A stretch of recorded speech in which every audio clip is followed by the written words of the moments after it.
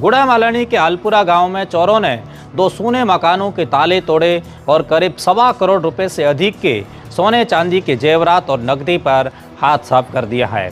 बताया जा रहा है कि दोनों परिवारों के सदस्य रोजगार के सिलसिले में बाहर रहते हैं।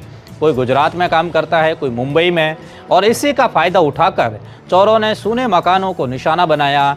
और सवाल यह है कि क्या चोरों को पहले से जानकारी थी कि घर खाली है, क्या रेकी की गई थी, या गांव के स्थानीय स्तर पर कोई इनपुट उनको दिया गया था, कोई इनपुट लीक हुआ था, या फिर ये संगठित गिरोह की सुनियोजित एक वारदात है। क्योंकि जिस तरीके से ताले तोड़े गए और कीमती सामान को निशाना बनाया गया, उससे साफ संकेत मिलता है कि अपराधी तैयार होकर आए थे।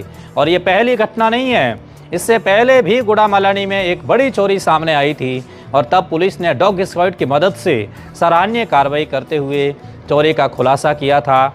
यानी क्षमता है, संसाधन है और अनुभव भी है, लेकिन अब चुनौती दोबारा सामने है। ग्रामीणों में दहशत है, लोगों के मन में असुरक्षा की भावना बढ़ रही है।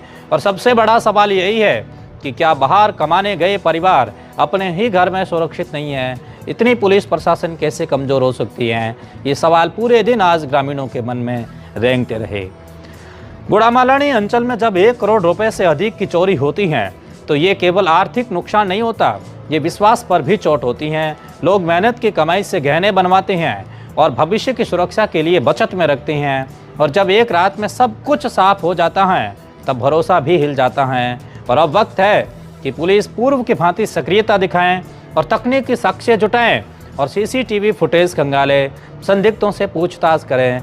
और यदि आवश्यकता हो तो डॉग स्क्वाड व विशेष टीम की मदद भी लें, क्योंकि हर अनसुलझी चोरी अपराधियों का मनोबल बढ़ाती है और हर सफल खुलासा जनता का भरोसा मजबूत करता है। गुड़ामालानी की जनता अब कार्रवाई चाहती है, आश्वासन बिल्कुल भी नहीं चाहती। सवाल सीधे हैं, क्या चोर स्थानीय हैं या बाहरी गिरोह? क्या इलाके में रात में गश्त एक पर्याप्त है? और क्या सूने मकानों की निगरानी का कोई सिस्टम भी है? पुलिस के सामने चुनौती बड़ी है, लेकिन उम्मीद भी उतनी ही बड़ी है। और अब नज़रें इसी पर है कि क्या इस बार भी गुड़ामालानी पुलिस उसी तत्परता से खुलासा कर पाएगी जैसे पिछली बार उन्होंने किया था, क्योंकि कानून का डर कायम रहना सुरक्षा की पहली शर्त है।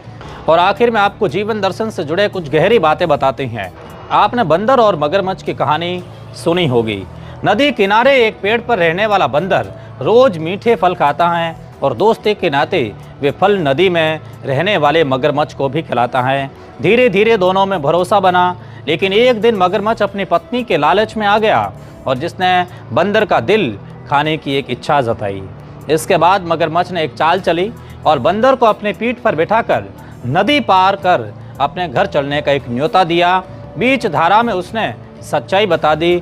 तब बंदर ने घबराने के बजाय बुद्धिमानी दिखाई और कहा कि उसका दिल तो पेड़ पर रह गया है। किनारे लौटते ही वह पेड़ पर चढ़कर अपनी जान बचा ली। अब बंदर और मगरमच्छ की यही कहानी हमें जीवन का एक और गहरा सच समझाती है। जिंदगी में कई बार खतरा सामने से नहीं आता, वह विश्वास का एक रूप लेके आता है, मीठी बातों में छिपकर आता है और हम रिश्तों, अवसरों और लालच के बहाव में उसकी पीठ पर भी बैठ जाते हैं। कार्यस्थल हो या व्यापार हो, राजनीति हो या निजी संबंध हो, हर जगह ऐसे लोग मिलते हैं जो पहले भरोसा जीतते हैं फिर फायदा देखते हैं। इसलिए जीवन का पहला सिद्धांत है सजगता, और दूसरा है आत्मनिर्भरता, और तीसरा है समय पर निर्णय लेने की क्षमता। अगर बंदर घबराता है तो डूब जाता, लेकिन उसने परिस्थिति को पढ़ा, मन को स्थिर रखा और बुद्धि से रास्ता निकाला। और यही हमें भी अपने जीवन में करना है।